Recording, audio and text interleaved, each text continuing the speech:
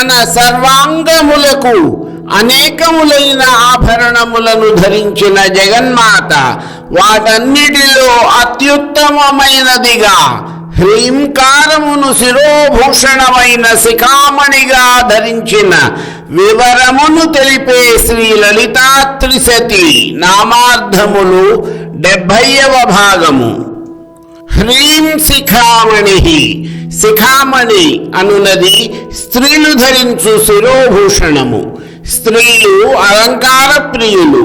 వారు సాధారణముగా తమ శరీరముపై వివిధ అంగములకు వివిధ రకములైన ఆభరణములను ధరిస్తారు. వాటిలో ప్రముఖమైనవి నాసికకు ధరించే నసాభరణము అనగా ముక్కుపుడక, కర్ణాభరణములు అనగా చెవులకు ధరించు దుద్దులు మొదలైన ఆభరణములు, శిరస్సుపై నుదుటన ధరించే పాపిట బిళ్ళ, శిలలో ధరించే శిఖామణి, గళమును ధరించే ప్రముఖమైన హారములు మొదలైన ఆభరణములు, హస్తములకు కంకణములు, గాజులు, నడుముకు మొలనూలు అనగా వడ్డాణము, పాదములకు మంజీరములు అనగా గజ్జెలు మొదలైనవి.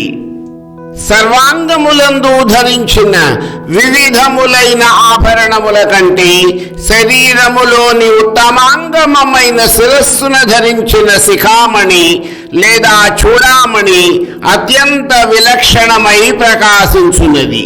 అందువలన చూడామణిని ధరించిన వారు మహదైశ్వర్యపరులని లోక విదితము.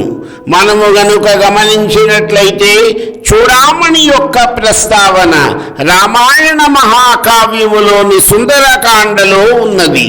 మహాసాధ్వి అయిన సీతమ్మ చూడామణిని శిరోభూషణముగా ధరించి ఉన్నది. లంకలోని అశోకవనంలో మాత సీతను రావణుడు బందీగా తెచ్చి ఉంచాడు. హనుమంతుడు రాముని దూతగా సీతను కలుసుకుని ఆమెకు శ్రీరామచంద్రుడు పంపిన అంగుళీయకమును అందజేసిన తరువాత సీతాదేవి తన చూడామణిని హనుమంతునికి ఇచ్చి దానిని శ్రీరామునికి అందజేయమని కోరింది. ఆ విధముగా సీత దాడను శ్రీరామచంద్రునికి తెలియచేసినది శిఖామణియే. ఆభరణములలోకెల్లా అంత విశిష్టమైనది శిఖామణి. ప్రస్తుత నామములో జగన్మాత లలితాంబిక హ్రీంకారమును తన శిరోభూషణముగా శిఖామణి లేదా చూడామణి రూపముగా ధరించినది అని శ్రీ లలితా త్రిశతి స్తోత్రము తెలియచేయుట వలన హ్రీంకారము యొక్క ఆ బీజము యొక్క వైశిష్ట్యత మనకు అవగతమవుతుంది. సర్వ శబ్దముల స్వరూపమైనది, జ్ఞానమును మహదైశ్వర్యమును ప్రసాదించున్నది అయిన ఆభరణమును తన శిరోభూషణముగా ధరించి బీజములన్నిటికీ రాజరూపమైన హ్రీం బీజాక్షరముపై ధ్యానము నిలిపి సాధన చేసే వారికి మహదైశ్వర్యముతో పాటు అమితమైన జ్ఞాన సంపదను కూడా ప్రసాదిస్తానని జగన్మాత లలితాంబిక స్పష్టము చేయుచున్నది. కేవలము హ్రీంకారమును తన శిరోభూషణముగా ధరించుటయే కాక ఆ మాత యొక్క భువనేశ్వరీ రూపమే హ్రీంకారమైనందువలన ఆ బీజాక్షరముతో పరమేశ్వరిని ఆరాధించిన వారు ఆ తల్లితో సారూప్య ముక్తిని పొంది జగన్మాతలో లీనమవుతారు. హ్రీంకారకుండాగ్నిశిఖ. జగన్మాత లలితాంబిక చిదగ్నికుండము నుండి దేవకార్య సముద్యతగా ఆవిర్భవించిన విషయమును స్వయముగా శ్రీ లలితాంబిక వసిన్యాది వాగ్దేవతలచే పలికించిన శ్రీ లలితా సహస్రనామములు తెలియచేస్తున్నాయి. హోమము ద్వారా చేయబడు ఆరాధన జగన్మాతకు అత్యంత ప్రీతికరము. అది బాహ్య సంబంధమైన హోమగుండము ద్వారా ఆచరించబడిన బాహ్యమైన ఆరాధన కావచ్చు, లేదా మనసునే హోమగుండముగా చేసుకునే అంతర్యాగము కావచ్చు. ఈ రెండు విధములైన ఆరాధనలలో ఏ రకమైన ఆరాధననైనా కూడా పరమేశ్వరి అత్యంత ప్రీతితో గ్రహిస్తుంది.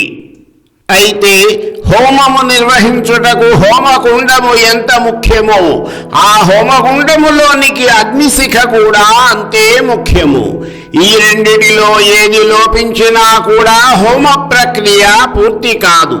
అందువలనని బయటకు కనిపించే హోమకుండము బహిర్యాగమైతే దాని లోపల అంతర్ముఖముగా ఉండి అంతర్యాగముగా నిర్వహించబడే అగ్నిశిఖ సాక్షాత్ జగన్మాత శ్రీ లలితా మహాత్రిపుర సుందరి స్వరూపమే కనుక శ్రీ లలితా త్రిశతి స్తోత్రము పరమేశ్వరిని హ్రీంకారకుండాగ్నిశిఖ అన్న నామముతో కీర్తించింది.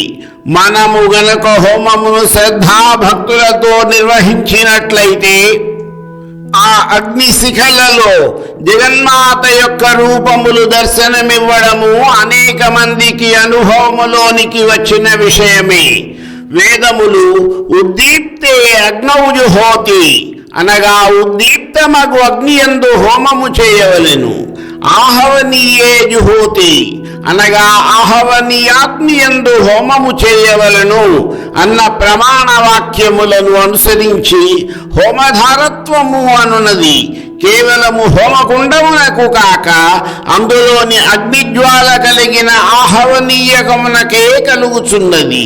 ఈ విధముగా హోమకుండమున ఆవహించి ఉన్న అగ్నిశిఖ అయిన జగన్మాత లలితాంబికను శ్రీ లలితా త్రిశతి స్తోత్రము హ్రీంకారకుండాగ్నిశిఖ అన్న నామముచే కీర్తించినది. హ్రీంకార శశి చంద్రిక ఈ సమస్త విశ్వమునకు అత్యంత శీతలత్వమును ప్రసాదించువాడు, ఓషధులను సృష్టించువాడు చంద్రుడు. అటువంటి చంద్రఖండమును తన శిరోభూషణముగా ధరించి ఆ శశి చంద్రుని రూపమును తానే అని స్పష్టము చేసినది శ్రీ లలితా త్రిశతి స్తోత్రము కీర్తించిన శ్రీమాత. నిరంతరము తన శీతల కిరణముల ద్వారా అమృతమును స్రవించే శశి చంద్రునితో అభేదమైనది జగజ్జనని లలితాంబిక. చండీ సప్తశతి పరమేశ్వరిని జ్యోత్స్నాయై చేందురూపిణ్యై సర్వాణ్యైతే నమో నమః అని కీర్తించింది. మరికొన్ని నామార్థముల వివరణ నా తదుపరి వీడియోలో.